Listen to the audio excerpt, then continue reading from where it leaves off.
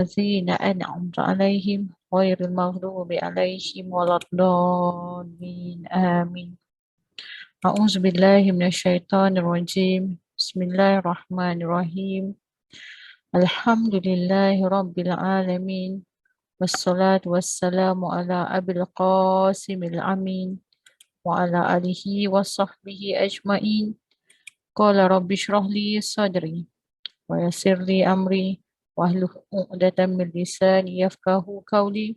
سبحانك لا علم لنا إلا ما علمتنا إنك أنت العليم الحكيم ولا حول ولا قوة إلا بالله العلي العظيم.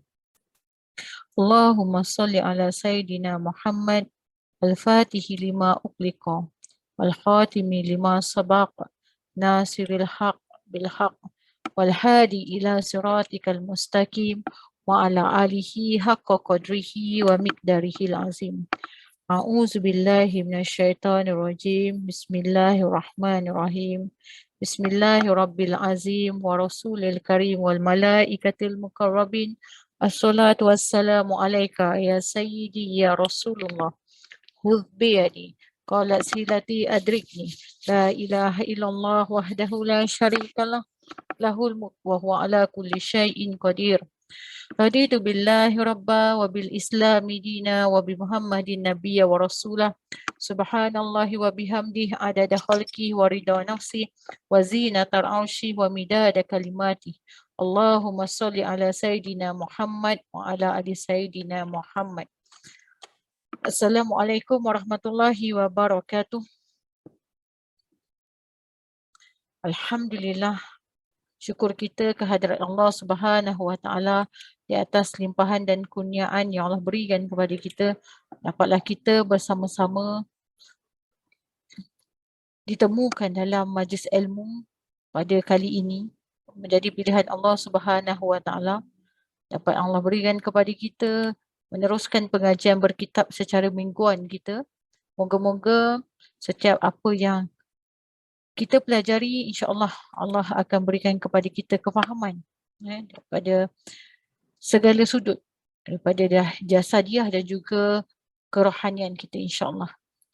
Dan hari ini insya-Allah kita akan sambung kupasan kitab Allah Syariat dan Hakikat, satu penghuraian daripada pengarang kitab Walid Al-Malik. Moga-moga setiap apa yang ditulis dan kita pelajari ini hakikatnya untuk mendekatkan diri kita kepada Allah Subhanahu wa taala, mengalirlah barakah-barakah buat penulis, iaitu buat guru kita Tuan Guru Walid Al-Malik. Moga-moga Allah tempatkan dia bersama dengan orang-orang yang beriman, ditempatkan kedudukannya yang mulia di sisi Allah Subhanahu wa taala.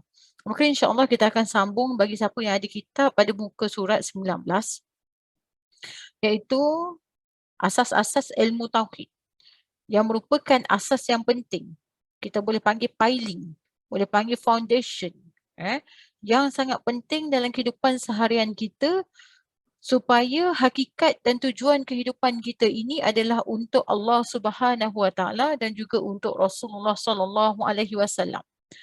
Namun semuanya ini adalah perlulah dipandukan dengan ilmu, perlulah dipandukan dengan didikan, perlulah dipandukan dengan kitab-kitab yang diturunkan oleh Allah Subhanahu wa taala.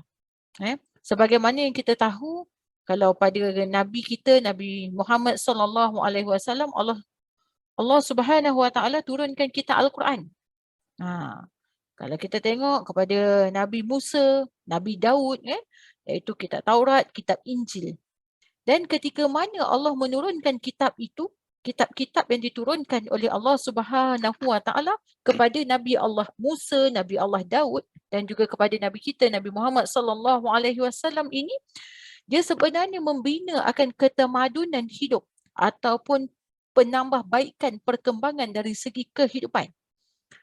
Makanya dengan melalui jalan kitab, melalui jalan Rasulullah sallallahu alaihi wasallam yang ajar dan tinggalkan kepada kita, itulah yang dipanggil tentang kemenangan. Itulah yang dipanggil tentang pembangunan. Itulah yang dipanggil tentang kejayaan. Sebagaimana yang Allah panggil kepada kita hari ini, Allah seru kepada kita pada hari ini melalui azan. Contohnya, kalau kita nak tengok, Hayya 'alas salah dengan hayya 'alal falah. Marilah kita menuju kepada kejayaan. Allah ajak kepada kita. Tetapi kejayaan yang kita ingin tuju tidak boleh terpisah dengan solat. Iaitu hayya 'alas salah. Hayya 'alal falah. Maka orang yang berjaya adalah orang yang mendirikan solat. Maka kejayaan itu adalah kejayaan yang benar di sisi Allah Subhanahu Wa Taala. Maka apabila dia berjaya di alam dunia tetapi dia meninggalkan solat, maka ianya hanyalah kita boleh panggil sebagai satu tipu daya dunia. Maka hari ini insya-Allah kita mohon pada Allah Subhanahu Wa Taala agar Allah berikan kepahaman kepada kita tentang huraian asas-asas ilmu tauhid. Ilmu mengenal Allah pada martabat syariat. Sebab ilmu nak kenal Allah ni dia ada dua, iaitu pertama hakikat dan juga syariat. Syariat iaitu yang kita boleh panggil melalui alam kehidupan. Alam yang kita boleh nampak, alam yang kita sedang harungi pada hari. Dan dia dipisahkan ataupun ada lagi satu cabang yang panggil alam hakikat. Iaitu ketauhidan di dalam hati kita. Tauhid kita kepada Allah Subhanahu Wa Taala. Contohnya kalau kita tengok pada martabat syariat ini, dia melibatkan tentang persoalan-persoalan akal yang sering kita bertanya-tanya. Yang dipanggil sebagai satu pelajaran akliyah, pelajaran akal. Yang kita kena faham, kita kena pelajari, yang perlu diharungi melalui fikiran-fikiran akal. Contohnya macam sifat-sifat 20. Sifat 20 Allah ini, dia ada bersifat kidam, baqa'. Semuanya itu perlu dipelajari dan dia difahami melalui kedua-dua penggunaan, iaitu yang dipanggil sebagai akal dan juga qalbi. Ataupun dari segi yang dipanggil sebagai jasadiah dan juga kerohanian. Maka ianya adalah berasaskan kepada susunan para ulama'. Tak lain tak bukan ahli sunnah wal jamaah. Singkatan dia ASWAJA ataupun ASWJ. Iaitu ahli sunnah wal jamaah. Sebagaimana ulama'-ulama' ini dia telah bahagikan kepada 4. Iaitu yang pertama kita tengok, dekat bawah itu dia panggil satu kitaran. Sifat nafsiah. Ada satu sifat. Sifat ma'ani, iaitu dia bahagi kepada 7 sifat. Sifat ma'nawiyah, dia panggil martabat asma', ada 7 sifat. Dan martabat salbiyah, iaitu dia panggil martabat zat, dia ada 5 sifat. Kalau kita tambahkan semuanya ini, dia adalah 20 sifat. Itulah sifat 20. Maka kita tengok yang pertama, ini baru nak masuk sifat 20. Saya tidak akan menerangkan secara dalam, secara detail. Sebab sifat 20 ini dia ada satu bab yang memang detail dengan sifat 20. Tetapi dalam asas-asas ilmu tauhid, cukuplah sekadar kita tahu dia panggil sebagai landasannya sahaja. Ataupun kita tahu tentang dari segi apa yang perlu kita tahu. Tidaklah kita kaji sehingga dalamnya. Okey, kita tengok bab yang pertama ataupun pembahagian yang pertama yang dipanggil martabat zat. Dia melibatkan hanya kepada satu sifat. Yang dipanggil sebagai nafsiyah. Sifat nafsiyah. Nafsiyah ini ataupun nafsiyah itu dipanggil sifat diri Allah. Apakah sifat diri Allah? Dialah wujud. Dia yang wujud, kita ni wujud tak? Kita diwujudkan oleh Allah Subhanahu Wa Taala. Maka kita tengok wujud itu dipanggil martabat zat. Tiada nyata ia dan tiada siapa yang mengetahui dan mencapai hakikatnya.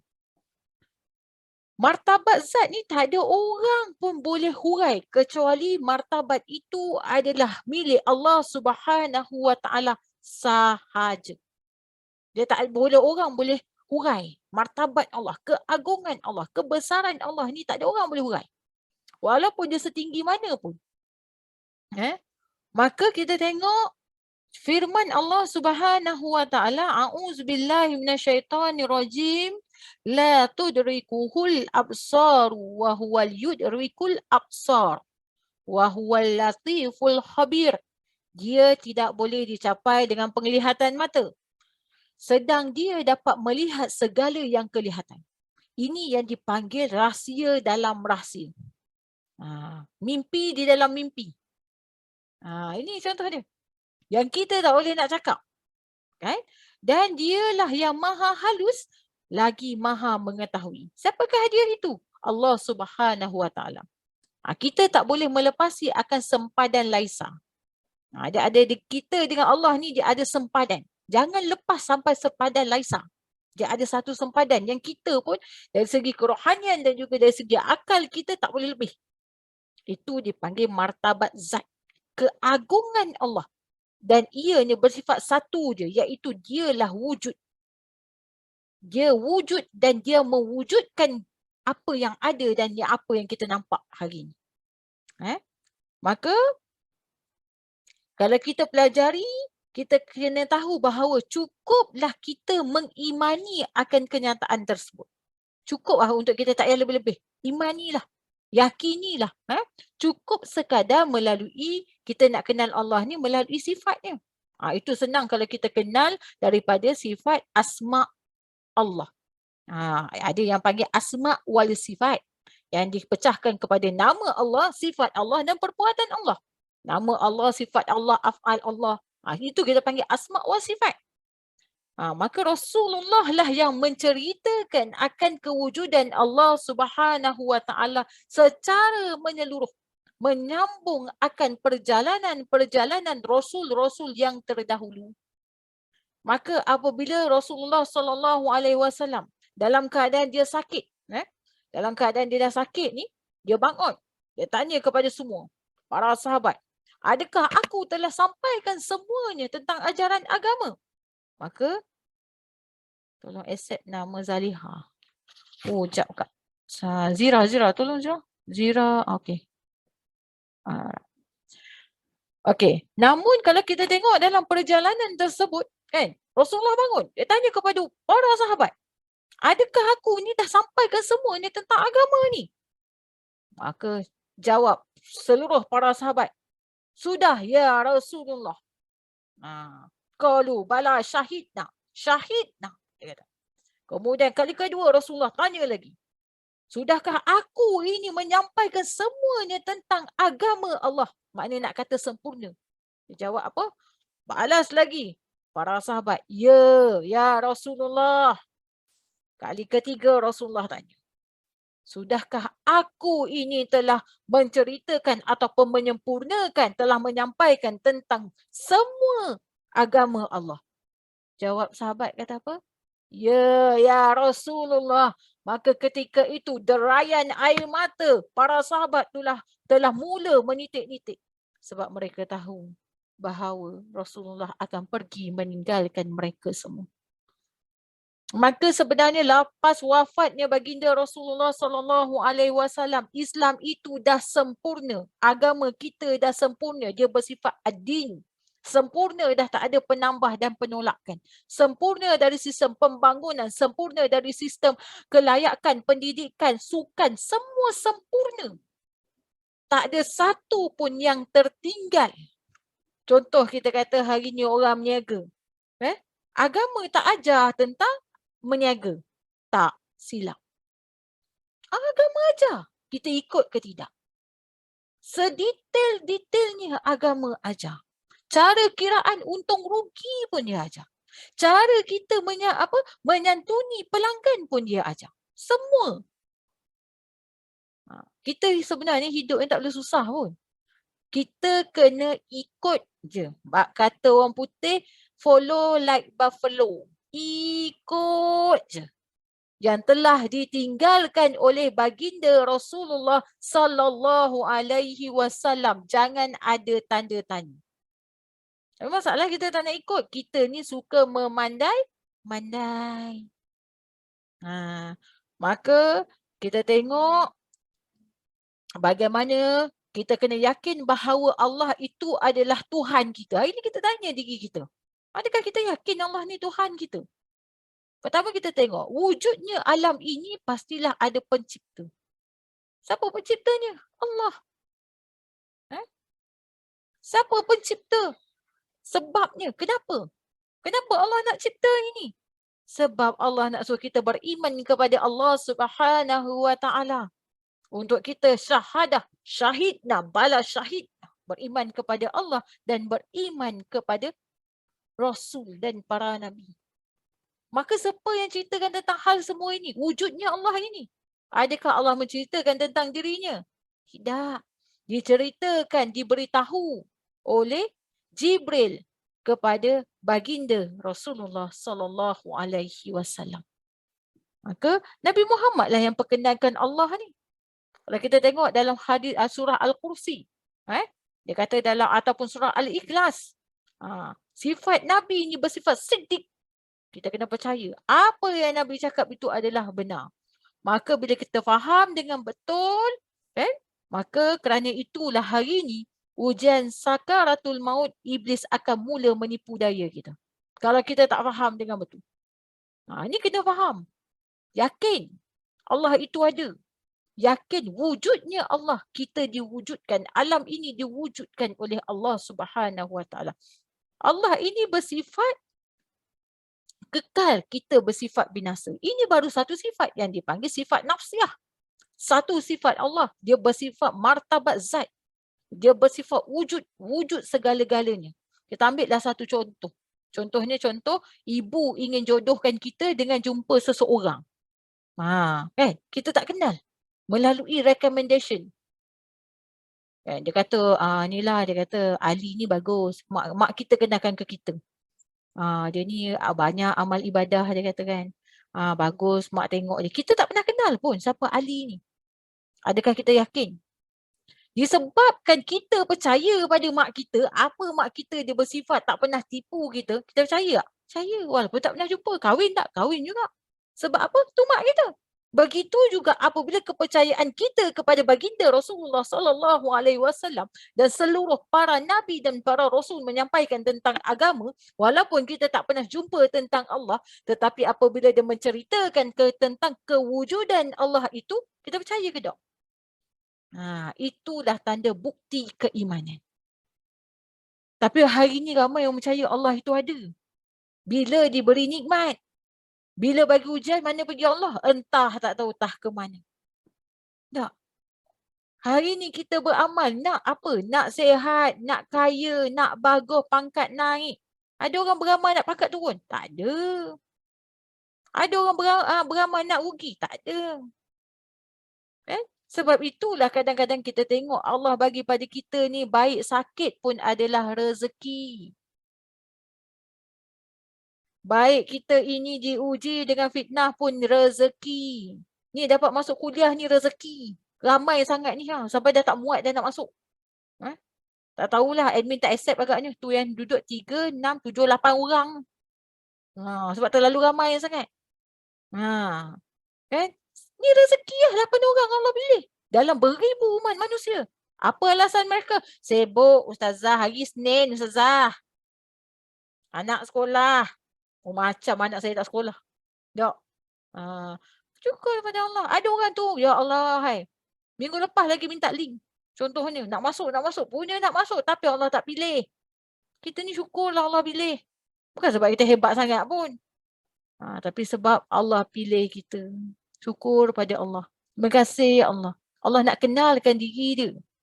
Ada mungkin yang masuk kelas ustaz-ustaz yang lebih bagus, ustazah-ustazah yang lebih mantap pun tak ada masalah. Janji kita punya hala tuju tetap sama. Hala tuju kita tak lain tak bukan belajar dengan ustazah mana, ulama mana, pondok mana pun hanya untuk Allah Subhanahu Wa Taala. Jadi janganlah kita membeza-bezakan antara kita belajar kat mana. Oh ustazah saya ni belajar kat Mesir Zah. Tak mainlah saya tak belajar dengan orang-orang kat bawah ni. Tak. Kadang-kadang ilmu orang yang duduk kat pondok ni yang kita tak kenali ilmu dia lebih tinggi. Boleh jadi dia lebih wali Allah daripada kita. Wallahu alam. Maka sifat yang kedua, sifat salbiyah. Sifat salbiyah dia mempunyai 5 sifat. Tadi kalau nafsiyah iaitu sifat diri Allah yang bersifat satu je sifat dia. Iaitu sifatnya wujud, tak ada lain. Itu dipanggil sifat nafsiyah. Sifat martabat zat. Wujudnya dia. Sifat salbiyah ini membawa maksud adalah menafikan ataupun menolak kekurangan bagi Allah. Iaitu kalau kita tengok kidam, dia bersifat sedia. Sedia ni maksud apa? Kidam ni bersifat tiada awal. Dia bersifat kidam. Maknanya tak ada kita menolak sifat dengan sifat salbiah, menolak adanya awal bagi Allah. Allah yang tak ada awal, tak ada akhir. Dia bersifat kidam, bersedia, sedia. Baqak iaitu kekal. Allah ni bersifat kekal. Dia tidak ada awal, dia tidak ada akhir. Yang ada awal, akhir kita lah. Awal hari jadi, akhir hari pertama dan akhirnya kita hari kematian. Itu sifat kita, akan binasa. Tetapi kita tolak ada awal dan akhirnya bagi Allah. Maknanya dia bersifat baqak, kekal. Ini maksud dia. Antara sifat Allah ini dengan sifat diri ataupun sifat makhluk, kita bezakan terus. Contohnya, kita lapar. Allah lapar tak? Tak. Allah tidak ada kelaparan. Kita kena makan. Allah kena makan? Tak. Allah itu tetap satu tapi dia berada di mana saja. Allahu Akbar. Macam mana nak cerita tu? Macam mana nak cerita tu? Allah ni satu. Kat sini ada 8 orang. Kalau ikut logik akal, Allah itu bersifat, Allah itu berada dalam setiap urat leher umat manusia. Maknanya kalau kita ada 8, tentu ada 8 Allah. Kalau ikut logik akal. Tapi tak boleh. Dengan Allah tak boleh fikir logik akal. Allah tetap satu-satunya, iaitu sifat nafsiah. Satu wujud, tak ada lain. Ni kita kena tolak. Dan yang ketiga, sifat dia mukhalafatul lil hawadis, bersalah dengan segala yang baharu. Baharu membawa maksud yang dicipta. Makhluk ciptaan. Maknanya sifat manusia tak ada bagi Allah. Contohnya, manusia tidur, Allah tak. Ini contoh. Manusia berhajat, Allah berhajat tak? Tak. Sebab tu kita sentiasa doa. Kita berhajat, Allah tak ada hajat pun.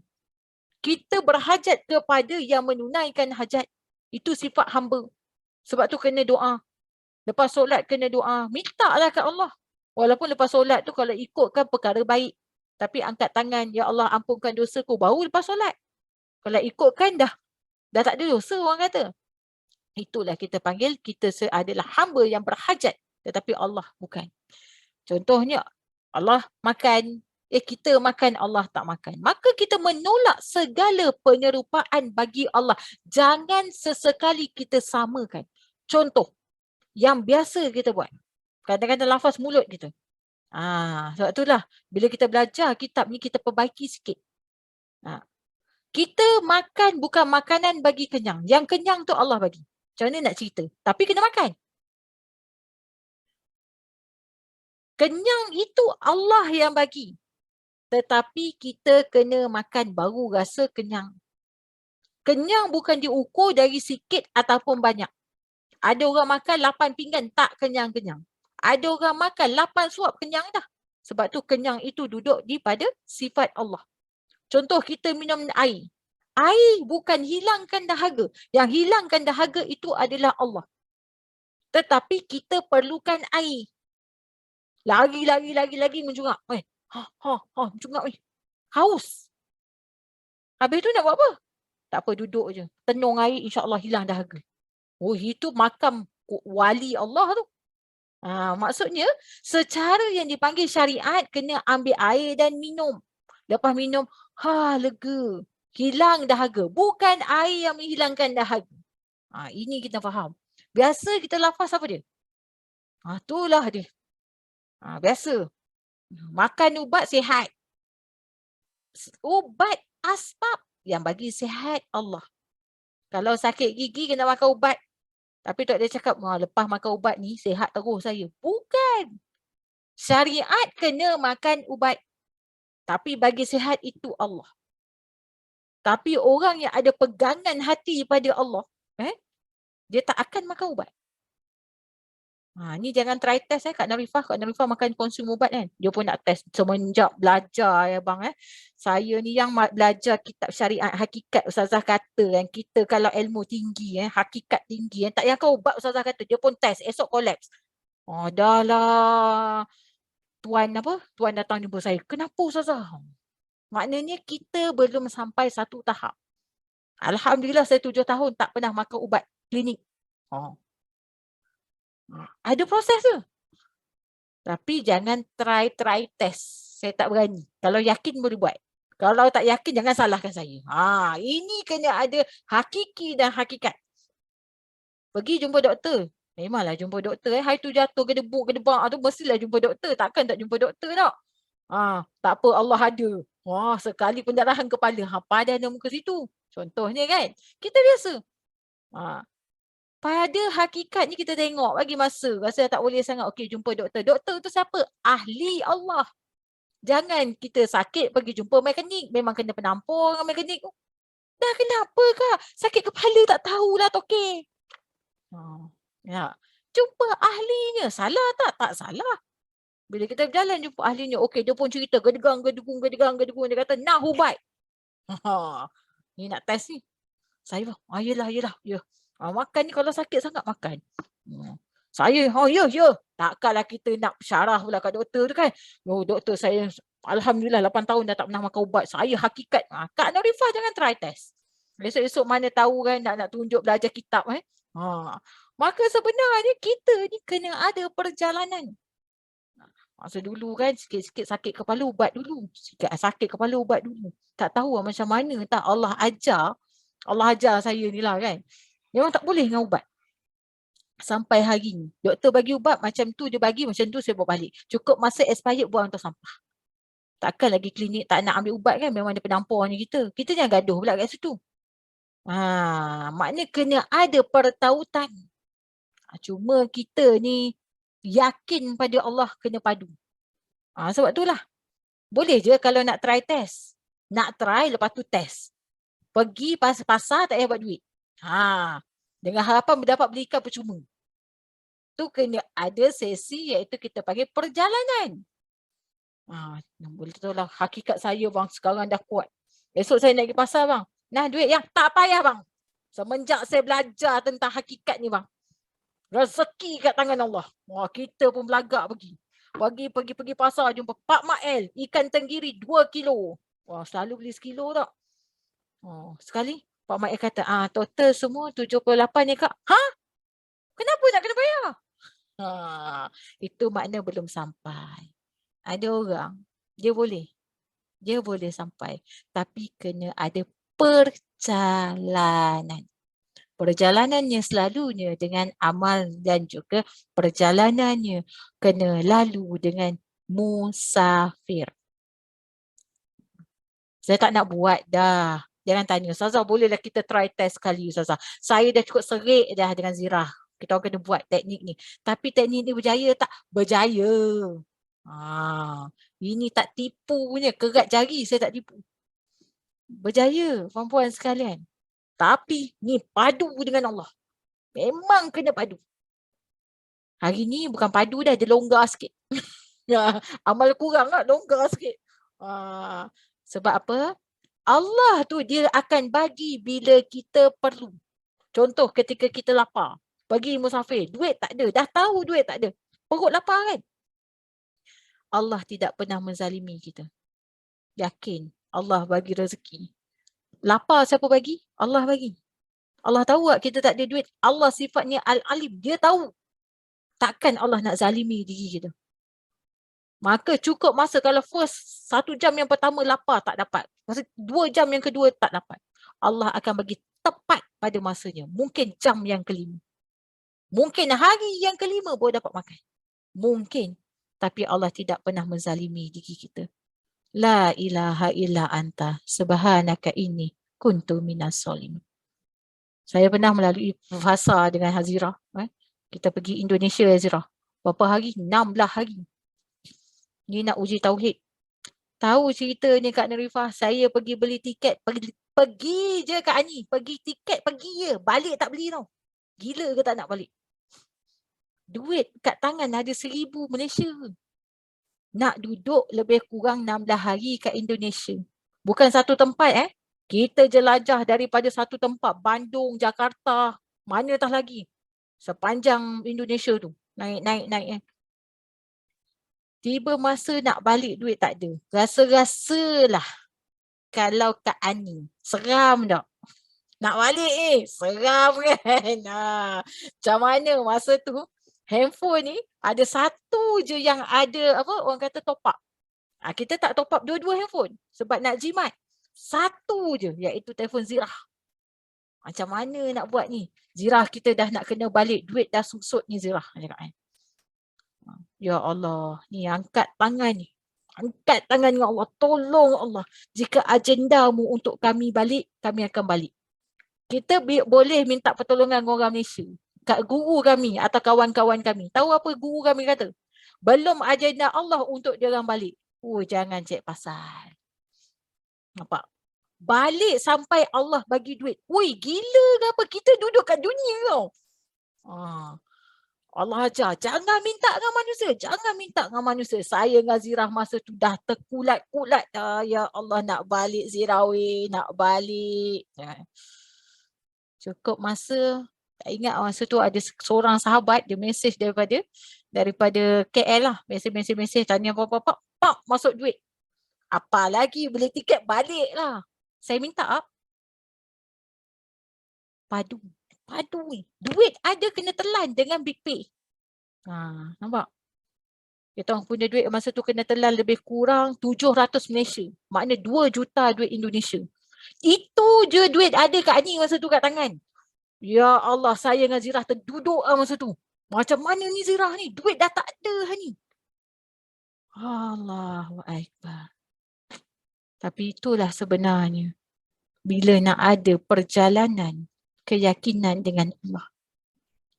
Kak Ani jangan request Kenapa saya sebut Kak Ani? Kak Ani je buka kamera tu saya cakap dengan Kak Ani je. Yang lain saya tak tahu. Dia tidur ke? Dia pasal malam ke? Dia pergi mana saya tak tahu. Saya cakap dengan Kak Ani. Kak Ani jangan tutup kamera. Jadi saya tak tahu saya nak cakap dengan siapa. So, kita rasa macam mana? Allahu Akbar. Tolong Allah. Macam tu nangis. Dah lah nangis, bergaduh tu kan. Ya Allah, sedih. Tuhan dia tahu. Tak sabar nak sampai Malaysia. Bukan sebab tak ada duit, tahu. Ada duit Malaysia. Saya punya perangai, okey, kita kira-kira bawa duit banyak ni. Tak boleh bawa duit banyak. Duit ni, jangan sekali-kali kad saya tak aktifkan. Kalau pergi overseas tu apa, kena aktifkan apa benda nama roaming tu saya tak aktifkan. Nak ajar diri. Kejam tu memang kejam lah. Tapi nak ajar diri kita. Ya Allah, Tuhan dia tahu. Memang masa tu. Betul lah, benar lah nak Allah ni dengan derayan air mata. Nangis. Dapat duit. Zirah lagi best. Duit tak ada, pergi naik Grab dekat sana. Tawakal tu Allah, dia pergi naik. Masa tu dia bukan dengan saya. Dia pergi, lepas tu dia apa tau? Dia pergi, dia kata dia tak ada duit. Tawakal dia dah lah, dia kena tinggal. Dia orang semua dah balik, dia tak ada duit. Dia kata, tahu dia naik Grab? Dia naik Grab tu, lepas tu dia naik ni duit tak ada. Macam confident ada duit. Lepas tu kan, tahap apa dia goreng dah kat orang tu kan. Pak, dia turun, orang tu belanja. Tak payah bayar Grab. Nak cakap apa? Apa kita nak cakap? Kenapa saya kata kena musafir dekat negara orang? Sebab kalau negara kita ramai saudara mara boleh tolong PM tepi. Sebab tu kita kena pergi satu tempat untuk belajar permusafiran. Contohnya kalau kita pergi Mekah tak? Kan? Ajar diri kita ni, kita tahu. Saya tahu mungkin datin Mona duit RM10,000 dekat dalam RM100,000 dalam akaun. Jangan bawa. Ajar diri. Bawa ngam-ngam. Contoh kira-kira, okey yang kita kira-kira, okey kita bawa duit belanja kita RM1,000 je yang. Contoh. Inilah nak beli kurma, ini nak beli air zam-zam, inilah nak beli pekan buah, inilah nak beli semua kain Kaabah, semua ini RM1,000 je. Ajar diri. Bukan sebab tak ada duit. Kena ajar. Jangan manja kan. Apa jadi yang ni RM1,000 je. Masa tu lah bila pergi buat. Tengok macam mana. Yakin Allah itu berada di mana saja. Dan Allah tetap akan bagi. Allah tak pernah menzalimi diri. Itu yang dipanggil hakikat. Hari ni dah tak berapa berani buat dah Kak Ani. Seram. Sebab amal longgar. Seram. Tapi kadang-kadang tu ajak orang pergi makan. Confident. Saya ajak orang pergi makan, dia bayar. Itu dah biasa. Kalau jemaah ni, kan, Ten, jom pergi makan Ten. Kat mana? Dasar. Okey, jom. Dia kata. Tahu ada duit tak tidak? Cukup masa dia bayar kan. Itu kan jemaah bolehlah kita tibai tak kan. Tiba dengan orang tak siapa-siapa nak buat macam tu. Memang ada perambat saya suruh turun tak. Maka sebenarnya itulah. dipanggil hakikat. Hakikat yang sebenar dengan Allah Subhanahu Wa Taala. Allah ni dia bersifat qiyamuhu binafsih, berdiri dengan sendiri. Menolak, kita kena tolak. Nak bersifat salbiah ni kena tolak. Tolak apa? Kita kena tolak bahawa Allah ini ada hajat. Allah ini dia tidak berhajat pada yang lain. Dia hanya berdiri dengan sendiri. Ustazah, kan bukankah ada malaikat? Allah boleh buat semua sebenarnya. Adakah Allah perlukan kita untuk berzikir kat dia? Tak perlu. Kita perlukan Allah. Nampak? Allah ini tak perlukan alam ini. Tetapi kenapa Allah lukis alam ini? Kenapa Allah hidupkan kita? Kenapa Allah hidupkan makhluk? Kenapa Allah cipta segala peristiwa? Untuk dirinya dikenali. Itulah sifat halus Allah. Dia yang lakukan semua ni. Tu kita panggil senda gurau Allah. Allah ni punya gurau dengan kita. Kadang-kadang kasar. Macam mana cara kasar dia? Dia nak tengok je kita menangis, merengek dengan dia kan. Bukan dia tak boleh bagi. Boleh je. Tengah-tengah sihat, zoom Allah bagi sakit. Biasa kan? Sihat, pap. Esok kita cek-cek, COVID pula. Baru semalam kekek-kekek gelak. Macam mana macam tak percaya pula kena COVID ni. Dah lah mula ludah. Lepas tu jolok hidung. Lepas tu tak jadi jolok hidung sebelah ni. Punya nak confirm COVID ni betul ke tak? Nampak? Allah itu dia sebenarnya nak tengok kita macam mana. Dia nak tengok kita, dia gurau je dengan kita. Sebab apa? Bila kita sakit, kita minta kan dengan dia. Ya Allah, tolong sihatkan aku Allah. Allah nak dengar rayuan je. Allah nak dengar rintihan kita je. Itulah sebenarnya Allah tidak berhajat pada yang lain. Kemudian wahdaniyah, dia bersifat esa, dia bersifat tunggal satu-satunya. Menolak adanya berbilang bagi Allah. Macam mana kita nak bagi Allah ni berbilang-bilang? Kita ni, kita tolaklah tentang yang dipanggil syirik jali. Kita sekarang cerita tentang syirik kafi. Syirik yang tersembunyi. Iaitu macam mana kita nak rasa Allah itu dia bersifat tunggal tapi kita bagi dia hakikatnya, kita bagi dia bilangan. Dengan kita mengatakan ada sesuatu yang boleh melakukan tanpa adanya Allah. Contoh. Saya ni, sebab saya jogging saya sihat. Kalau saya tak jogging tak sihat, Ustazah. Nampak? Yang bagi sihat siapa? Allah, bukan sebab jogging. Ini yang kita kena jaga. Saya ni Ustazah semenjak belajar kitab Allah Syariat Hakikat dengan Ustazah ni, semenjak tu saya pandai sikit. Sebelum ni saya bodoh. Bukan sebab kita belajar. Sebab Allah itu yang maha pandai. Menzahirkan kepada diri kita.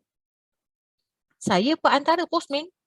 Ada pernah datang postman esok, datang Shopee. Ting tong. Kak Narifah, parcel sampai. Ya Allah, tak tengok pun nama kan, dapat terima satu parcel tu tak tengok nama. Peluk postman tu. Peluk, cium, marilah makan, marilah. Sebab kita tahu, dia hantar parcel tu, dalam tu ada cek 10 juta. Kita tahu dah dalam tu. Kita patutnya kena tengok nama pengirim, betul tak? Ucap terima kasih pada pengirim. Bukan ucap terima kasih pada postman. Mehlah dia masuk, mehlah jadi anak angkat Kak Narifah hari ni. Meh sini, meh makan, meh. Meh cium-cium. Oh ya Allah, kalau adik tak ada, tak tahulah Kak. Kita biasa begitu. Tanpa kita sedar. Sebenarnya kita kena tahu, mula-mula ting tong orang hantar. Kak, tolong sign sini. Tengok. Cek 1 juta. Siapa bagi dik? Entahlah Kak, belakang ada nama pengirim. Akak sign dulu Kak. Kita pun sign. Mesti tak sabar nak tarik cek tu, nak tengok siapa nama pengirim. Betul tak? Kita nak kenal siapa pengirim itu. Bukan kita nak kenal postman. Inilah sebenarnya perjalanan hidup kita. Yang lain semuanya postman. Saya ni dah lah postman, cabuk pula tu. Naik motor boom boom boom boom. Orang naik motor laju, saya motor boom boom boom. Sebab apa? Minyak tak berapa nak isi. Kan? Maka lambat sikit lah. Ngaji kitab pun lambat. Nak hurai satu ayat pun berhari saya. Siapa yang baru masuk, minta maaf lah kalau kitab saya ni jangan harap lah kan. Berapa lama Ustazah ngajar? Sejam. InsyaAllah 8 live. 8 baris belum tentu. Dan sabar sikit dengan saya sebab saya postman cabuk sikit. Lambat sikit. Maka kita nampak tak? Kenapa kita kata Allah ini kita bagi dalam hati kita. Tak payah cek lah hati orang lain. Saya cek hati saya ini. Bagi contoh je Kak Narifah, Kak Ani. Siapa yang tak buka kamera tu anggap je lah dia orang tak ada. Kan? Bagi contoh je, jangan tutup kamera. Tolong tolong jangan tutup kamera. Jadi saya tak tahu saya nak panggil siapa. Maka sebenarnya saya didik juga diri saya. Takut. Kan? Baru ni berkenalan dengan polis kan. Polis tu dia lambung saya tinggi-tinggi. Ya Allah, takutnya saya jatuh. Insaf, sekejap. Ya Allah, tolonglah. Ya Allah. Dengar pula ada orang tu mimpi pula. Ya Allah, cerita hantu. Aduh. Dalam hati saya, ya Allah, apakah alamat kau ni, ya Allah. Mana?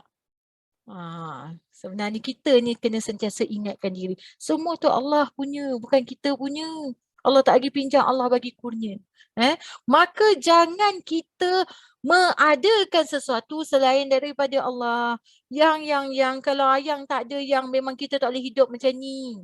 Hakikatnya tak, bukan. Kalau Allah tak ada, kita jaga Allah, Allah jaga kita. Macam mana kita nak kata kita jaga kita? Kencing belum tentu boleh proses ni lah. Kalau nak kata kita jaga kita, minta maaf cakap. Minum air togok-togok jap Kak ni buat apa? Proses kencing jap. Boleh? Tak boleh. Anak ketuk dung. Ma kenapa tak buat? Tak keluar lagi dah 2 jam ni. Jam nak proses kencing ni. Tak. Sebab itulah kita tak boleh jaga diri kita. Allah jaga kita. Kadang-kadang bahasa-bahasa kita kena jaga. Syariatnya kenalah pakai. Kena pakai mask, kena pakai sanitizer. Mandi sanitizer pun ikut suka lah. Ustazah, saya dah pakai mask Ustazah. Berapa layer Kak Narifah? 8. Masya Allah. Pakai sanitizer, pakai mandi Dettol, Kumul, Listerine semua saya buat Ustazah. Tapi saya kena COVID kali kedua. Nak cerita apa? Kalau dah kena tu, tak dia Allah lah. Maka itulah sebenarnya yang kita perlu hati kita. Maka ini semua yang dipanggil martabat zat. Kerana ia sifat yang tiada berdiri pada zat dan makhluk. Ini tentang sifat Allah. Ini pun dah biolah. Maka hanya pada khabar saja. Siapa? Makhluk. Alam. Lukisan-lukisan ini khabarannya. Sifat keagungan Allah yang menyucikan segala tashbih yang menyerupa seperti makhluk. Itu sifatnya. Dan tajsim, menjisimkan Allah. Ia menyatakan sifat keberadaan Allah yang tiada takluk dalam masa atau di luar masa. Ini dalam sikit bahasa tauhid. Masa adalah ciptaan Allah. Justru itu hanya takluk pada keberadaan manusia. Maha suci Allah dari takluk dalam masa kerana tidak berhajat Allah pada yang baru. Iaitu benda sesuatu yang baru dipanggil qiyamuhu binafsi. Allah ini tidak mencipta. Allah ini tidak ada yang baru. Masa dan tempat masih lagi bersifat makhluk. Allah ini tidak bersifat. Allah ini dia zat. Satu-satunya yang kita tak boleh hurai. Contoh dari segi kadang-kadang kita boleh hanya kata berapa lama? Sejam. 1 jam. 1 jam berapa minit? 60 minit. Okey, 60 minit berapa saat? Kita hanya boleh buat kiraan macam tu je. Tetapi kita tak boleh cerita tentang masa punya keberkahan. Masa itu milik Allah. Kita hanya boleh cakap berapa lama Kak? 2 jam. Ada orang kata 2 jam tu lama. Ada orang kata 2 jam tu pendek. Betul tak? Maka keberkahan masa itu milik Allah yang kita tak boleh nak kira. Jam, minit, saat kita boleh kira lagi. Ikut tag. Kita boleh kira. Contohnya, bila kita rasa masa itu sangat lama, kita on the way akan tiba pada masa tu. Tak lama lagi akan sampai. Selalunya kita rasa masa tu sangat cepat. Tapi akan sampai beberapa hari lagi je. Kita akan tiba pada masa tu kita rasa ya Allah lama tu. Iaitu apabila kita dah start menghidang makanan buka puasa pukul 6.30. Azan 7.23. Lama. Lama betul. Selalu kalau sebelum puasa 6.30 pak. Ya Allah sekejap dengar azan dah. Kita pun tanya bang, azan apa tu? Isyak. Ya Allah terlepas maghrib bang. Kita pula kata. Contoh kan. Cepat betul masa. Tapi masa tu kita akan rasa lama. Tak lama lagi. InsyaAllah 5 hari daripada sekarang. Tak percaya buat. 6.30 start hidang. Hidang. Dah siap semua. Okey jom anak-anak duduk atas meja makan. Tengok. Selalunya 6.30, 7.30 tu sekejap je. Selalu. Kita tengok masa bulan puasa. Tambah-tambah tu kan, dia kalau kita tengok buka TV satu. Kan? Dah nak azan tu. Dia ada pula satu iklan tu. Yang final, last. Yang kita tahu habis dia iklan ni, dia akan azan. Masa itulah kita kata, ya Allah, kenapa iklan ni lama sangat? Selalu bang saya tak sempat tengok iklan ni, dah azan. Nampak? Itu dia panggil masa. Keberkahan masa. Ya tak lama lagi tunggu lah. Semua kata, tak sangka ya bang, sekarang maghrib lambat. Hai, selama ni ada ke maghrib cepat? Selama ni duk cakap, ya Allah sudah dah maghrib bang, dah pukul 8 saya tak maghrib lagi ni, cepat betul masa berlalu. Tak lama lagi, 5 hari akan datang. Lambat betul kat maghrib sekarang kan bang. Barulah saya perasan. Tak percaya tunggu lah. Itulah dia. Tambah-tambah kita akan tunggu masa nak raya kan. Kena 3 hari nak raya. Ya Allah, dodol baju semua dah siap gantung cantik. Suami kata, yang kita balik 2 hari sebelum raya yang Okey. Bang balik bila bang? Nanti masa abang last ada meeting sikit. Habis abang meeting tu insya-Allah kita balik. Abang meeting habis pukul apa bang? Insya-Allah 12 tengah hari. Okey, kita pun dah siap ni. Dah siap pakai baju cantik, bawa bekal nak buka kat kampung. Lagi 2 hari contohnya. Okey, siap. Tiba-tiba 11.30 telefon. Bang, abang kat mana? Meeting tak habis lagi lah yang. Tunggu kejap boleh tak? Punya rasa macam tiba tengok jam pukul 2. Tengok pukul 3. Rasa nak batalkan raya rasanya. Punya marah dengan suami. Abang pergilah mesyuarat. Pergi gaya lah dekat office abang tu. Ikut suka abang lah. Kenapa tak nak balik yang? Lantak lah situ. Saya nak batalkan raya saya. Sebab apa? Rasa lama sangat. Laki nak dekat raya lagi rasa lama. Itulah sebenarnya dari segi cerita tentang masa yang kita tak boleh hitung. Yang kita boleh hitung adalah yang kita nampak 1 jam, 60 minit, berapa saat. Itu je. Maka ianya masih bersifat makhluk. Hukum masa bagi keberadaan makhluk. Kita tengok. Yang pertama, takut pada gerak antara saat kepada saat. Yang kedua, takut pada jarak. Apabila ada gerak, maka ada jarak. Ini bahasa tauhid. Saya nak hurai pun tak boleh. Sekejap lagi kalau saya hurai, tak tahulah apa jadi. Masa dengan jarak tu saya sekali kan je kot. Maka insyaAllah bagi kefahaman pada kita je lah. Takluk pada ruang apabila ada jarak, ada ruang. Ada jarak, ada ruang. Takluk pada bentuk apabila ada ruang, ada bentuk sama ada bulat, panjang atau lebar. Tak ada isu ni kalau kita tengok hukum tentang keberadaan makhluk ni, senang ceritalah. Tak ada isu pun bagi Allah tentang ruang, saat, gerak, masa, tak ada. Kita je yang sibuk tentang keberadaan itu. Itu yang dipanggil tentang keberadaan makhluk. Kalau kita kata kita beli almari, kita kena bayar masuk rumah, tengok mana ruang nak tengok. Bagi Allah ada masalah tentang ruang dan jarak? Tidak ada. Itu masih lagi bersifat makhluk. Contoh macam kita buat kerja kan, banyak-banyak kita buat kerja, kita rasa penat. Ada masalah bagi Allah? Allah penat? Tak pernah penat.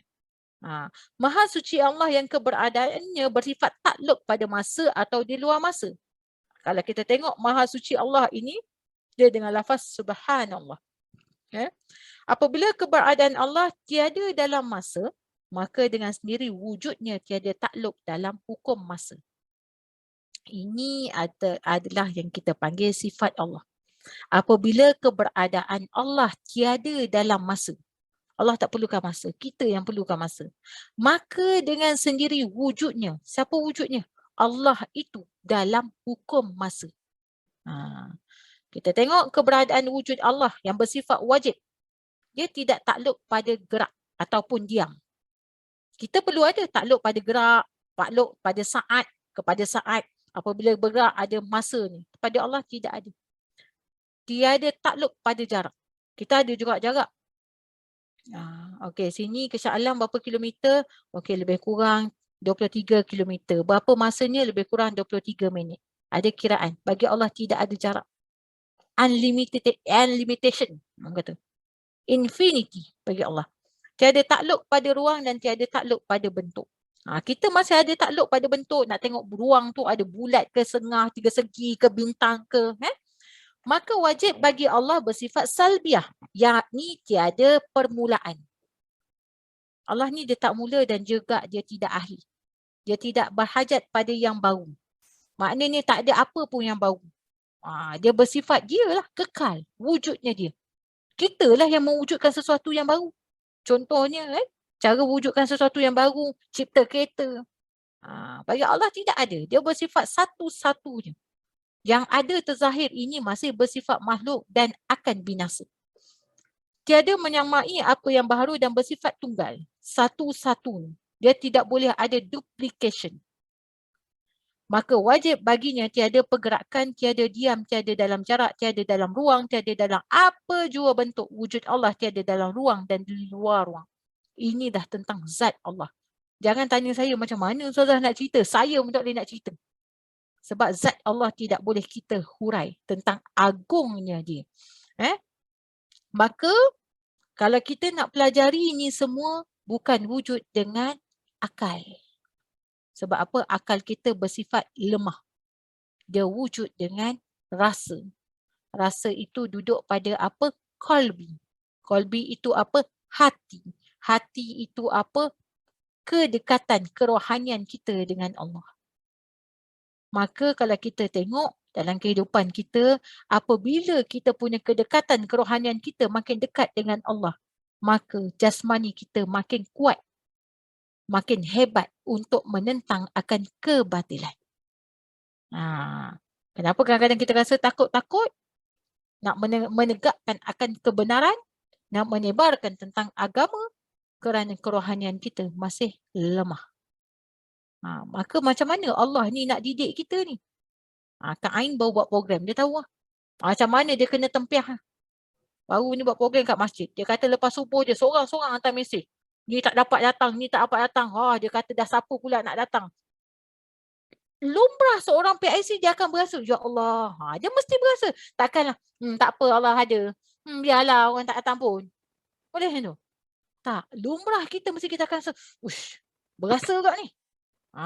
Sebab itulah sifat kita yang lemah. Maka Allah akan bagi kita ujian demi ujian untuk apa? Untuk mantap. Lagi banyak ujian, kita lepas ujian itu lagi kita mantap. Lagi kukuh, lagi kita padu. Sebab tu jalan agama ni, jalan jihad ni, tak kira lah jihad kecil, jihad besar, jihad sederhana ke apa, dia dilalui dengan ujian. Mungkin kali pertama kita buat sambut baik. Mungkin kali kedua dibuat sambut baik. Kena kali ketiga kita ini ditempias sikit dengan sedikit cacian dan makian. Ini kita kena tempuh. Adakah kita nak, okeylah, macam ni last lah. Saya dah malas lah buat kerja agama. Lantak lah korang. Kan? Aku dah hajak tak nak datang. Bagi link. Apa lagi yang korang nak? Contohnya, kalau ikutkan saya kan. Datang ni. Berapa? 3, 4, 8, 10. Kalau ikutkan tak payah. Tapi kita buat kerja untuk siapa? Untuk orang ke untuk Allah? 10 orang datang, beribu malaikat datang tengok. Contohnya kalau tengok yang tadi tak pun buat macam ni lah. Kat dalam grup saya tanya, start minggu depan saya tanya. Siapa yang nak masuk kelas hakikat syariat, tolong angkat tangan. Tolong isi nama. Kena seorang pun tak isi. Saya kata, tak apa macam ni, tutup je lah. Nampak? Tugasan kita dengan Allah ini tak boleh nak kira-kira. Walaupun kena cakap seorang-seorang, semua tutup kamera, lebih kurang cakap seorang. Hari ni Alhamdulillah ada 4-5 orang teman saya. Kalau tak siap Kak Ain tutup kamera, memang saya PM tepi. Tolong Kak Ain buka kamera, saya tak tahu. Saya tak reti cakap seorang-seorang, minta maaf cakap. Buka lah kamera seorang dua. Mana tahu cakap seorang-seorang termute ke kan. Rupanya yang lain semua tidur. Manalah tahu. Saya tak reti cakap dengan kamera ni. Maka sebenarnya kita tengok. Siapa yang buat akan terima ujian. Tapi apabila kita terima ujian, kita lepas ujian itu, di situlah dipanggil pemantapan. Tanya Kak Narifah lah. Kak Narifah ni polis kan. Suaminya polis, bukan dia. Dia polis entry want to jaga. Suaminya polis. Tanya tuannya untuk macam mana. Kan nak naik pangkat tu, ada ujian tak? Taklah. Duduk minum kopi teng masuk 10 pagi balik 4 petang insya-Allah naik pangkat Ustazah. Ada itu? Tak ada. Ada ujian. Dengan ujian kita lepas ujian itu kentalnya jiwa kita tahu next dia ni akan buat perangai. Kita tahu lah. Tahu dah boleh tempis. Berjaya. Next naik lagi. Itulah dipanggil kejayaan. Sama juga kita dengan peksa nak belajar. Sebab tu ada periksa. Kalau tak, bayangkan anak kita sekolah tak ada periksa. Macam mana? Macam mana anak ukur dia pandai ke bijak ke nombor 1 ke nombor 10? Lantaklah anak kau nak belajar-belajar. Kan? Ada ukuran, ada ujian. Maka itulah kalau kita nak tengok dalam sifat Allah ini, dia tidak boleh diukur dengan akal. Maaf Ustazah, tak boleh on camera, cucu meragang kurang sihat. Alhamdulillah, moga-moga Allah berikan kesembuhan. Tengok, saya ceramah dengan nenek-nenek. Kan? Siapa lagi ada masalah? Ni cucu, siapa lagi? Contohnya kan. Maka sebenarnya lemah bagi akal untuk memikirkan tentang sesuatu. Tak boleh. Ketika mana saya cerita dengan siapa hari tu, dengan seorang sahabat saya ni. Dia cerita, kadang-kadang kita ni diuji kan, pergi satu tempat tu, kita diuji dengan tempat tidur lah contohnya kan, tak berapa nak selesa kan. Kadang-kadang kita rasa macam, macam mana nak tidur ni lah. Tak kenalah kat badan kita, sebab apa, selalu tidur kat rumah kita kan, kita masuk di atas tilam kita tu kan, zoom tenggelam nampak kepala je. Tiba tidur rumah orang contohnya kan. Tidur sakit badan pula. Tidur atas katil, tapi katil ni pun tenggelam juga, tapi belakang rasa macam ada spring-spring tu macam berasa juga kan. Kadang-kadang kita tak tidur tak berapa selesa kan. Sebenarnya yang bercakap dengan kita yang tak selesa apa semua tu nafsu. Kita pujuk nafsu kita. Yang bagi macam, macam tak selesa lah lepas ni, tak payah lah, macam-macam lah kan. Tak boleh tidur, macam mana nak tidur ni kan, tapi mata mengantuk. Senang je. Bila kita melalui fasa tu, kita kena ingat yang pertamanya adalah apa? Tandanya nafsu kita sedang berbicara dengan kita. Kan, dia nak bagi tahu kita macam ni, macam tu kan. So kita cakap lah, tak apa, sekejap je. Kita cakap pula balik. Kan kita kan boleh bercakap dengan dia. Jangan cakap betul-betul. Orang kata kita gila pula kan. Dah kenapalah Kak Zaliha cakap seorang-seorang. Semenjak masuk kelas ustazah ni cakap seorang-seorang pula. Jangan buat gitu. Kita pujuk. Tak apa. Sekejap ni. Tidur. Nanti insyaAllah nanti kita balik. Kita tidur lah lama-lama tenggelam. Siapa tahu. Nanti kita kodok tidur. Nampak tak? Maka ketika itu nafsu kita mengecil. Yelah. Nampak? Macam tu juga kita. Macam tu macam kita puasa. Kita puasa kan, tak apa, sikit lagi. Dah tak larat dah sangat kan, sikit je lagi. Sikit lagi je. Tahan lah sikit, dah pukul 4 dah pun. Kalau anak saya sebenarnya kalau tak puasa, dia nak buka puasa. Contohnya kan, Zira saya tahu macam mana saya cakap dengan anak saya. Mama nak buka, boleh pergi kat peti ais tu buka, minum air, saya kata. Makan nasi. Saya lagi offer. Tapi dia tak nak. Dah pukul 4 lah mak, apa lagi dah buka. Nampak? Dia sendiri tahu.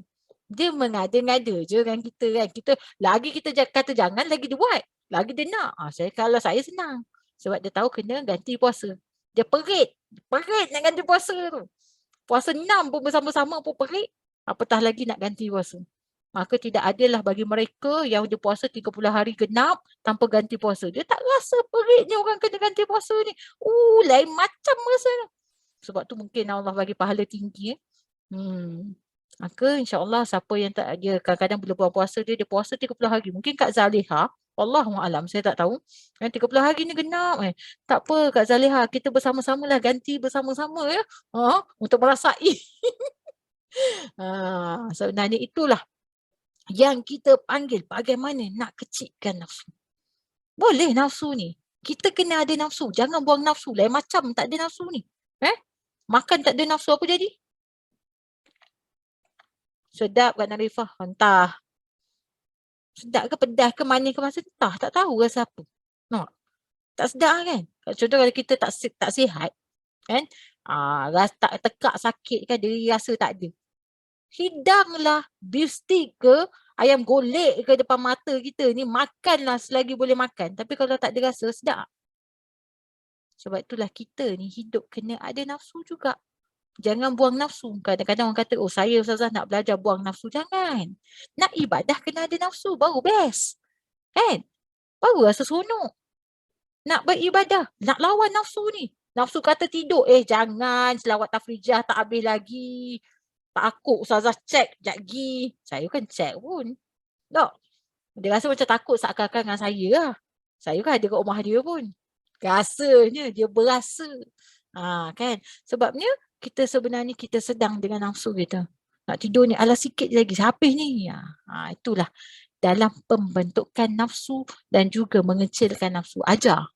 Sebab tu saya sangat suka menjemput nafsu saya ni nak masuk bulan puasa. Sangat saya suka. Saya akan kemah rumah saya kan. Orang kemah nak raya, saya tak. Saya kemah nak puasa. Saya akan buka ruang rumah saya akan letakkan dekat depan rumah saya ni, hall saya ni, tempat untuk solat je. Saya alih semua ke tepi kan. Kita susun siap-siap. Sebab apa? Nak sambut Ramadan. Lepas tu boleh tengok. Buka almari kita tu. Tengok berapa banyak telekong kita ada. Saya tak banyak. Saya mungkin ada tak sampai 10.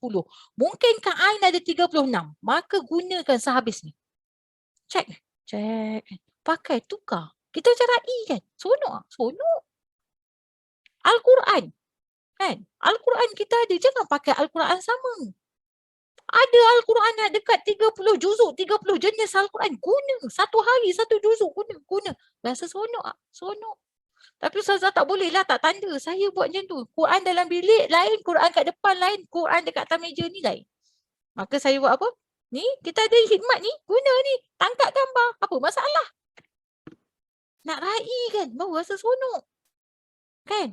Tasbih. Kalau Datin Mona tak payah cerita lah. Tasbih dia ada berapa. Saya tengok ikut color. Kalau putih, tasbih putih. Kalau merah, tasbih merah. Mungkin tak tahulah berapa color.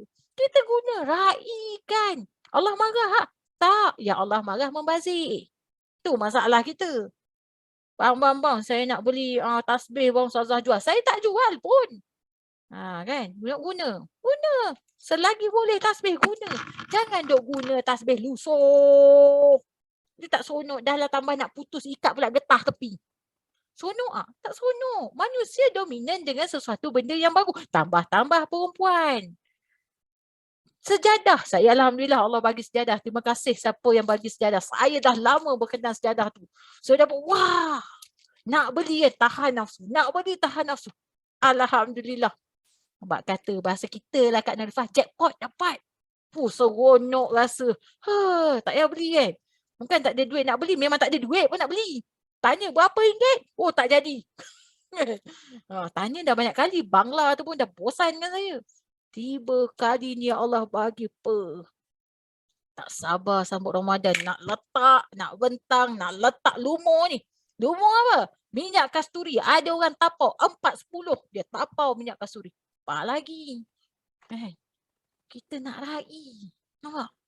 Masalah ni kita tak mera'ikan. Tu tak sonok. Itu tak best. Tak solat. Macam mana nak best nak solat tarawih? Tolong sama. Tak? Allah marah. Tak marah. Kadang-kadang suami kita pun marah. Kalau suami kita tengok kita berubah-ubah. Dia pun seronok. Kenapa yang? Tahu Ustazah kata nak sambut puasa macam sambut raya bang. Buka. Yang buat apa? Kenapa? Yang ngemas ni yang. Itulah nak sambut Ramadan. Suami kata, pelik selalu sambut raya macam ni. Maka kita ra'ikan Ramadanul Karim. Ramadan akan datang. Dan dia juga akan berlalu pergi. Maka ra'ikan. Hidupkan. Hidupkan Ramadan tu. Bukan hidupkan beli makanan. Dah buat checklist. Kak Zaliha dia pun tengok kan. Ada orang dah share, saya tengok kan. Saya tengok dekat Facebook tu kan boleh tengok orang dah boleh share. Share apa? Share resepi. Nak masak tu. Mulalah. Tak payahlah nyengih-nyengih. InsyaAllah siapa nak resepi sekarang boleh buka je Facebook, Insta semua tengah share. Hari pertama siakap terbalik. Hari kedua kerang terbakar. Hari ketiga helang terbang. Semua ada. Semua. Kita kan nak sambut tu. Itu makanan jasad. Alah bolehlah sambut sikit-sikit. Sikit-sikit cukup. Tak? Apa menu kita? Ikan bilis goreng. Apa menu kita esoknya? Ikan masin terbalik. Apa masalah? Tak ada masalah. Nak makan sedap pergi masjid. Masjid tengah makan lah selagi puas. Siapa nak pergi masjid, nak makan moreh sedap, saya rasa Masjid Kelangit. Saya tengok kan, tajaan. Kalau buka puasa 400. Kalau moreh 660. Saya kata macam moreh ni kambing golek ke? Pergi lah. Untuk sambut Ramadan. Hadiah daripada Allah kita perlu terima. Dan kita jangan tidak menjadi sebahagian yang meraihkan Ramadan. Cara dia macam mana? Jangan kita tidak mengeluarkan harta kita pada bulan Ramadan. Kita akan sangat-sangat rugi. keluar harta kita ni. Ada berapa dekat dalam akaun? 30,000 Ustazah, tak payah keluar 30,000, keluar 3,000 je. Keluar 3,000, infak. Ustazah macam sikit sangat dia 3,000. Tak ada masalah keluar 15,000. Oh ya ke Ustazah? Kalau nak bagi lagi, apa salahnya? Bagi. Kalau ada 30,000 lah. Kalau jangan tanya saya, Ustazah hebat 30,000. Tak, 3,000 pun tak ada. Tak ada cerita lah. Apa yang ada bagi. Oh, macam cerita macam gempak. Cerita kena kasih gempak. Tapi duit tak ada pun. RM30 insyaAllah ada. Kan? Maka kita raikan. Jadikan sebahagian. Sebahagian yang meraikan mereka yang susah. Meraikan mereka bagi makan. Panggil sanak saudara datang makan rumah. Ambil satu hari. Ustazah hari ni insyaAllah saya tak masuk kelas. Kenapa Kak Norifah? Saya panggil saudara mara saya hari ni. Tahun pertama. Semenjak 10 tahun saya tak buka rumah. Panggil buka puasa. Salah ke? Tak salah. Raikanlah. Allah tak marah. Ikat silaturahim. Itu cara dia. Tapi jangan melampau-lampau. Itu Allah marah. Maka bila kita raikan tu, cukup masa kita solat, cukup masa kita tarawih. Jangan nak rai punya pasal solat maghrib pun tak ke mana, tarawih apatah lagi, isyak insyaAllah qada esok. Tak boleh. Islam tidak menghalalkan cara. Maka sebahagian kaum telah keliru di mana mereka menggunakan logik akal dalam mensifatkan Allah. Ada sebahagian kaum yang dia kata, dia macam ni. Cara dia kalau kita nak tengok dia sifat ke Allah, Allah ini berada dekat hati setiap manusia. Kita ada 10 orang dekat sini bermakna 10 Allah kat situ. Itu dengan pemikiran akal. Mereka mengatakan setiap yang ada wajib bertempat. Maknanya Allah ni duduk di mana? Isu paling hangat hari ni, Allah duduk di Arash. Kalau tiba-tiba kan, Kak Umul, Allah duduk kat mana ini? Allah tu duduk kat Arash gini. Itu tak boleh dihuraikan. Agak satu benda yang berat. Maka mereka mengatakan wujud Allah juga wajib bertempat seperti sifat makhluk. Allah ini tidak ada tempat. Tapi Ustazah, kursi tu apa? Arash tu apa? Itu menunjukkan keagungan Allah. Bukan bermakna Allah duduk ke Arash tu. Dia Allah punya duduk kan macam kita duduk atas kursi bersila panggung ke bersila tahiyat akhir, tahiyat awal, tidak. Kedudukan Allah tu kita tak boleh nak cerita. Tangan Allah kita tak boleh nak cerita. Maka lalu ada yang mengiktikad Allah berada di langit dan mengkufurkan sesiapa saja mengatakan Allah tidak bertempat. Ini sedang berlaku. Mereka ini terkeluar daripada ahli sunnah wal jamaah. Mungkin ada yang bertanya-tanya tentang kisah Allah ini bertempat tidak bertempat ini. Mungkin ada yang bertanya dalam hati. Hari ini mendapatlah jawapannya. Maka insya-Allah sekadar itu saja, sebab postman yang lambat ni dia memang tak akan buka panjang-panjang. Nak postman laju insya-Allah tu mungkin JNT, ustaz lain. Saya ni slow and steady. Ustazah belajar kitab ni berapa lama Ustazah? Ada masa tak 3 minggu ke 3 bulan? Tak ada masa saya. Saya bukan maksud saya tak ada masa. Tak ada masa bila kitab ini akan habis. Kita serah pada Allah Subhanahu Wa Taala. Moga-moga berikan kefahaman kepada kita dan insya-Allah pada minggu hadapan insya-Allah saya akan reschedule balik jadual. Wah, Kak Ain nyengin. Minggu depan puasa dah ya. Boleh buka pukul 10, takut saya seorang lagi. Yang lain bagaimana? Sekejap Ustazah, moray. Saya cakap dengan seorang. Kan? InsyaAllah saya akan reschedule balik. Kita tengok. Mungkin. Minggu pertama kita takkan buat. Mungkin lah. Nanti apa-apa saya akan update. Sebab minggu pertama tu, minggu baru nak warm up. Baru nak betulkan macam mana nak tarawih, habis pukul berapa perut, baru nak settle down kan. Baru macam-macam lah. Maka insyaAllah lah. Saya pun tak pasti, kalau ada saya akan blast. Kalau tak ada, insyaAllah kita akan sambung minggu yang seterusnya. Dan Alhamdulillah, moga-moga Allah temukan kita dengan bulan Ramadanul Karim. Moga-moga Allah berikan kepada kita kurniaan kekuatan untuk buat lipat kali ganda amal ibadah. Moga-moga Allah pilih kita dalam meneruskan perjalanan kita mujahadah diri kita untuk Allah Subhanahu Wa Taala. Maka saya menyeru pada semua termasuk diri saya. Jika ada sedikit lebihan-lebihan ataupun duit-duit tepi untuk bersedekah, berilah pada bulan Ramadan. Rebutlah peluang ini. Rebut. Raikanlah seramai-ramainya. Mana tahu tiba-tiba kan ada yang berhajat dekat sini. Ustazah, tak ada ke kita majlis berbuka puasa dengan AR family? Kalau ada yang request, insya-Allah. Kalau tak ada, insya-Allah juga. Kita pun tak tahu, Allah itu yang maha mengatur, saya serahkan semua. Insya-Allah saya mohon jemaah semua ahli keluarga di sini mungkin Kak Zaleha, Umul, Datin Mona, Kak Ani, Kak Norifah, Kak Ain, Zirah Kak Anita, Ani, Kak Normawati, saya mohon doakan saya, Allah berikan kekuatan dari segi kerohanian dan juga dari segi jasadiah untuk roadshow 1 bulan 30 hari dalam solat tasbih. Doakan saya dan moga-moga Allah berikan saya kekuatan, insya-Allah. Moga-moga kita ni Allah temukan, insya-Allah buat yang baru ataupun yang lama, saya ulang, insya-Allah kita akan ada 30 hari solat tasbih. Tapi takwim itu saya tengah susun, ada yang belum penuh lagi. Saya pun tengah tunggu. Kak Ain pun tak tahu dia nak ambil slot yang mana. InsyaAllah pilihlah hari apa. Tak dapat sehari ambil 10 hari.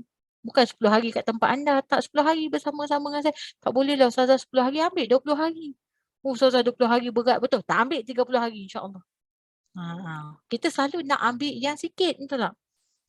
Saya tak boleh sehari ambil 10 hari. Maka kita nak yang mana?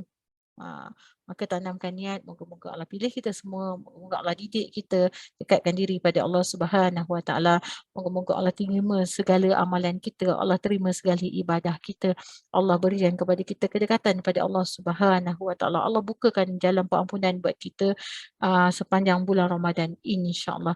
Maka sekadar itu saja daripada saya mohon ampun dan maaf sekiranya banyak salah silap yang kurang datang daripada saya, yang lebih itu datang daripada Allah Subhanahu Wa Taala. Saya mohon halalkan segala-galanya buat saya dari segi infak, dari segi perjalanan dakwah, dari segi banyak-banyak yang membantu saya.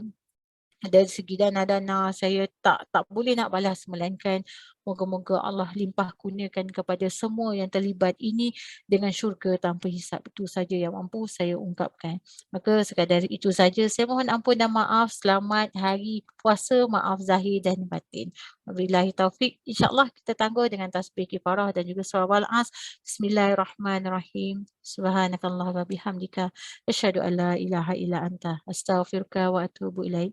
Bismillahirrahmanirrahim. Wal 'asr innal insana lafi khusr illa allazina amanu wa 'amilus solihat wa tawassaw bil haqq wa tawassaw bis sabr.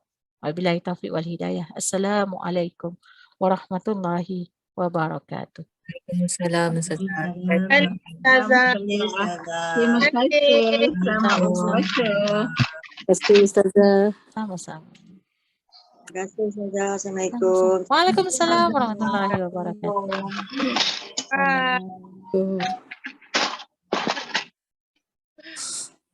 InsyaAllah Ustazah jumpa besok.